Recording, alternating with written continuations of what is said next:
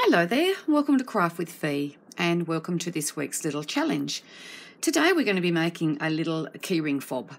It can also be used as a scissor fob. You can pop your scissors onto the little keyring loop thing here and pop it onto the end of your scissors, or as I said, you can use it as a keyring.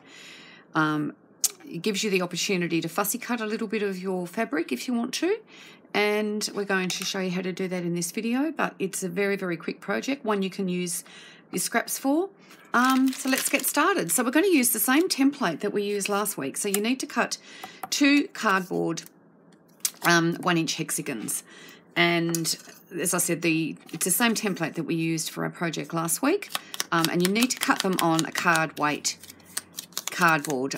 These have actually been cut out of greeting cards, used greeting cards, so never sort of waste that type of cardboard when you get it. You can use cereal boxes, all of those things. So we're just going to use our cardboard template here, and we're going to trace it around onto some wadding. Now I'm just using some scrap parlan that I had left over from a project. Same thing again, I never throw away any of my teeny tiny scraps because they're always really useful for when you're doing this type of project. You can utilise them and get something for nothing really, because it's not usable really for a stitching project. It's a bit small for that, but yeah, definitely use it. Have a little box or something that you throw all those little bits into, and then when we're doing little projects like this, you don't have to break into a nice big new piece. So we've just traced around our 1-inch hexagon templates straight onto the wadding, and then we're just going to cut them out. So pretty simple.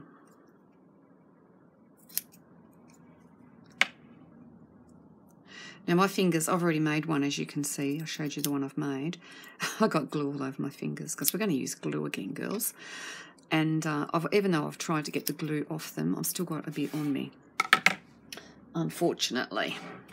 But that's okay. So, as you know, I like to use a craft glue when I'm doing any gluing onto cardboard for these type of projects. So we're going to just quickly pop a little bit of glue onto one side of our hexagon cardboard template. Don't need to go right to the edges, just a little bit there in the middle will be fine. Just pop my lid on, and then we're just going to put that wadding down on top. And then while we're cutting the fabric, that'll give that the opportunity to dry. Okay, so I'll just pop those up out of the way for a moment. Okay, now I'm going to use this gorgeous fabric. If you were lucky enough to subscribe to the English Paper Piecing Club month 1, you will have this fabric in your kit, and you will have lots left over, and you'll be able to use it because it's the perfect fabric for fussy cutting, and that is why we used it in the EPP quilt, because it's just made for fussy cutting. But I've made a template. Now I have shown you how to make these before. This is on overhead projector plastic, and you just trace around your shape, and then you can draw a 1/4 inch seam allowance all the way around it. So that gives you your template. And then what you do with your template, because it's made of clear plastic, it acts as a window, and you can go along, and so that one there is not really going to be usable. We're going to need to use this one here, but you can go along and you can see where you're going to fussy cut. Now I'm just going to use a pen just to trace around the template, because this is going to be inside our little fob, so you're not going to see it. So there's no drama with using just an ordinary pen. But we need to cut 2 of these, so we just need to fussy cut 2. And you can see there that I am on the selvage. That won't matter because it's going to be hidden in underneath. So don't stress about being too close to the selvage there. We don't want to waste fabric by not utilising it. Okay, so I'm going to cut straight across here on that line to save fabric, because all fabric is precious, but Tilda fabric is even more precious, and we don't want to waste any.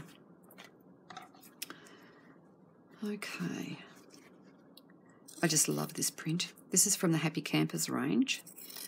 Can't think of the name of the actual design, but I love it. It's just so pretty.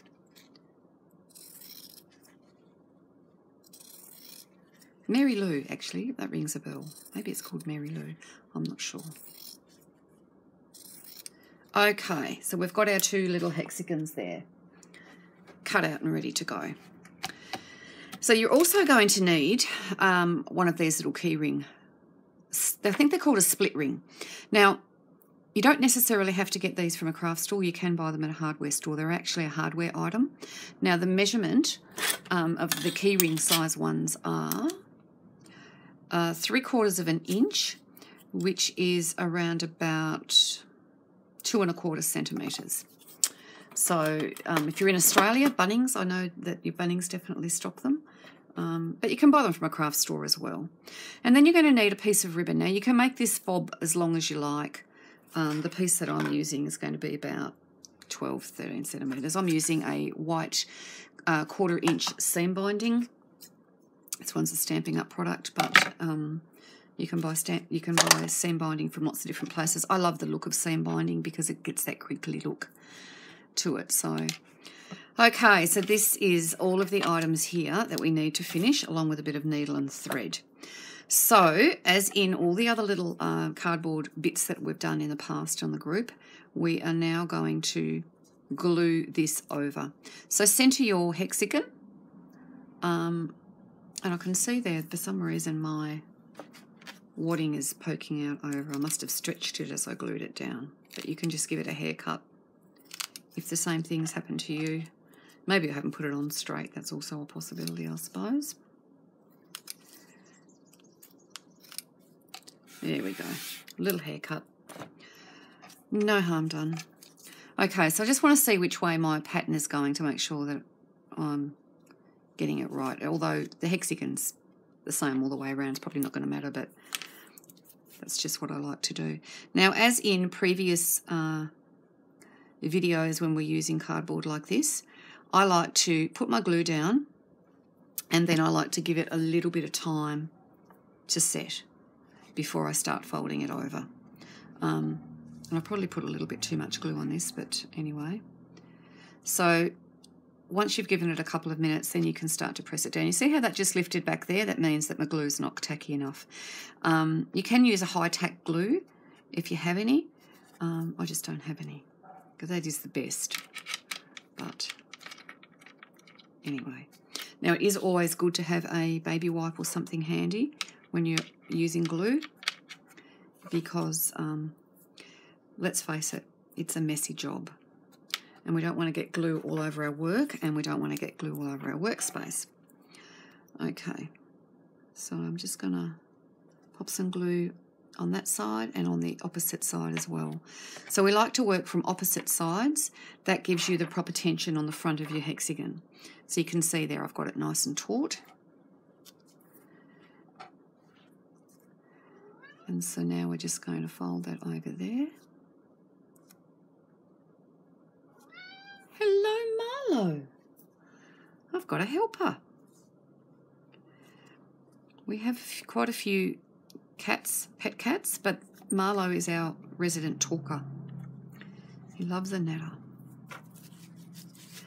And when I'm doing a video, if he's in the room, he thinks I'm talking to him because there's nobody else here. So he always has a bit of a natter.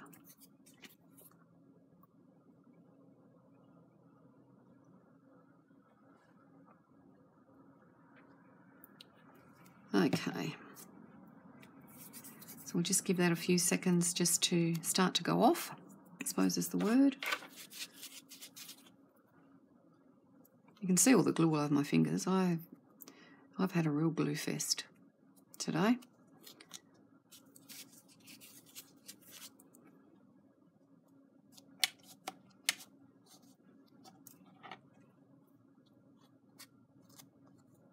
And then we'll just fold down that last one. And there we go. So that's what it's going to look like. So I'm going to go ahead and do this other one off camera and I'll be back. Okay, there we go. They're all done. And we have them all dry, nice and dry there.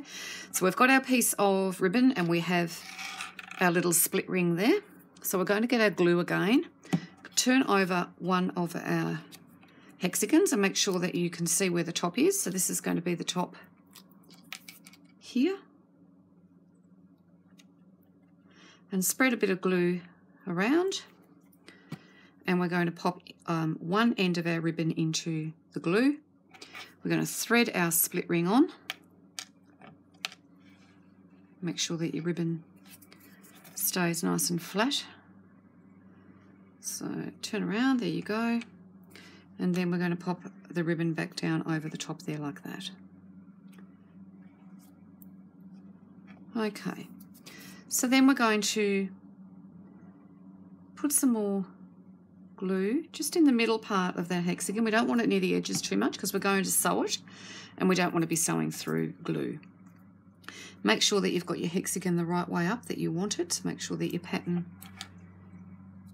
is the direction that you want, and then you can use a couple of little clips just to clip it while it's drying. But I'm going to go ahead and start to stitch so I can show you.